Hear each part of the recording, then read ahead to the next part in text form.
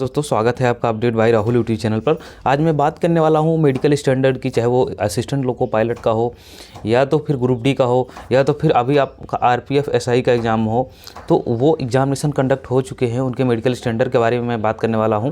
बहुत सारे लोगों को कन्फ्यूजन रहता है कि मतलब क्या मेडिकल स्टैंडर्ड रेलवे का रहता है।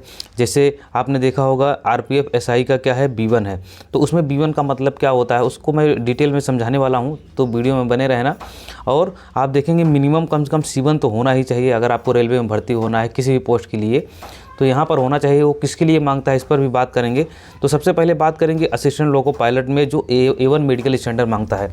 तो मेरे भाई सबसे हार्ड मेडिकल स्टैंडर्ड बोला जाए तो यही होता है, क्योंकि उसका कारण क्या होता है कि A1 जो मेडिकल स्टैंडर्ड होता है वो मतलब सब कुछ फिट होना चाहिए। यानी कहने का मतलब चलिए आपको दिखाते हैं, ये असिस्टेंट लोको पायलट में ही केवल मांगा जाता है और कहीं A1 मेडिकल स्टैंडर्ड मांगा ही नहीं जाता।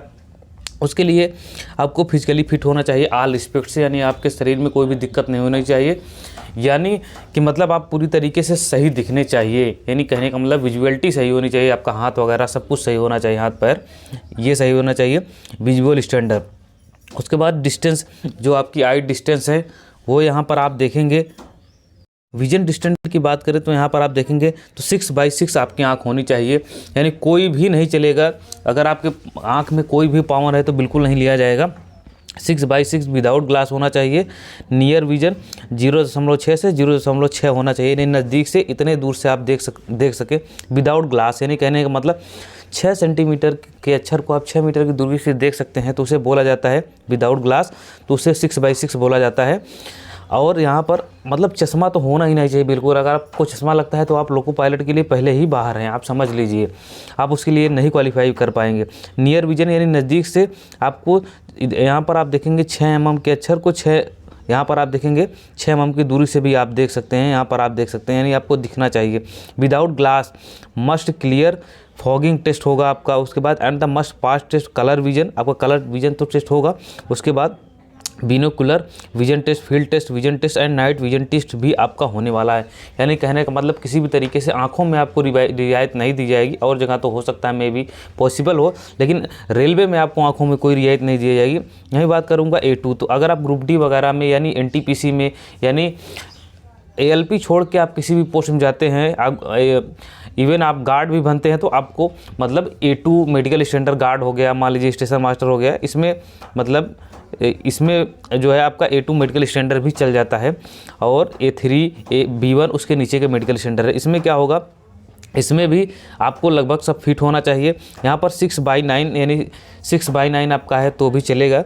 और उसके बाद यहाँ देखेंगे विदाउट ग्लास होना चाहिए, ये भी आप देख सकते हैं। उसके बाद सारी चीज़ें सेम टू सेम है जैसा कि ऊपर दिया गया है ALP के मेडिकल स्टैंडर्ड में था।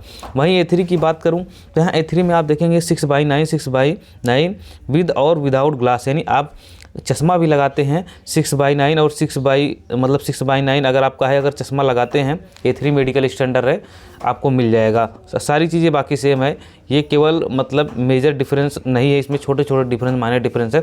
अब B1 की बात करेंगे, अगर 6/9 और 6/12 है, बाकी सारी चीज़ें सेम है, तब भी आपको यहाँ पर कहा है कि power of lens not exceed 4, अगर 4 डायोप्टर से ज़्यादा आपका लेंस नहीं होना चाहिए। A3 में आपका 2 डायोप्टर से ज़्यादा आपका लेंस नहीं होना चाहिए। और यहाँ पर मैं बात करूँ तो आप देख सकते हैं कि जो C1 मेडिकल स्टैंडर्ड है, जो C1 वाला है, इसमें मतलब आपका कलर विजन भी अगर आपका है तो चल जाएगा, कोई दिक्कत वाली बात नहीं है। कलर विजन टेस्ट में अगर आप नहीं भी पास हैं तो भी कोई दिक्कत वाली बात नहीं है, यहाँ पर चल जाता है।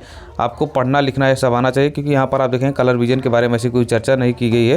भाई C2 की बात करें तो यहाँ पर भी कलर विजन, यानी C1 के नीचे जैसे ही जाएंगे तो आपको कलर विजन टेस्ट की कोई भी ज़रूरत नहीं पड़ेगी। ये पूरा एक मेडिकल स्टैंडर्ड था। यहाँ पर आप देखेंगे ये सारा चीज़ यहाँ पर दिया है। तो ALP, और यहाँ पर मैं बात करूँ असिस्टेंट स्टेशन मास्टर के लिए A2 होगा, और यहाँ पर असिस्टेंट लोको पायलट के लिए A1 मेडिकल स्टैंडर्ड रखा जाता है। यहाँ पर आप देख सकते हैं, जो कि मैंने आपको बता दिया है। यानी मेरे कहने का मतलब ये है कि आपका मेडिकल स्टैंडर्ड लोको पायलट के लिए A1 होना चाहिए, यानी आपको कोई भी दिक्कत नहीं होनी चाहिए। चश्मा भी लगाते हैं तब भी आपको नहीं लिया जाएगा।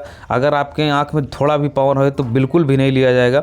और यहाँ पर A2 की मैं बात करूँ तो जैसे आपका जेई की पोस्ट कुछ हो गई, उसके बाद आपका RPF SI वगैरह में आराम से फिट हो सकते हैं। वैसे RPF SI में अगर आपका B1 भी है तो चलेगा, कोई दिक्कत वाली बात नहीं है। यानी मेरे कहने का मतलब, अगर आप 4 डायोप्टर का आपका लेंस लगता है और 6/9 6/12 भी है चश्मा और विदाउट चश्मा, तो भी आपको कोई दिक्कत नहीं, आपको फिट कर दिया जाएगा।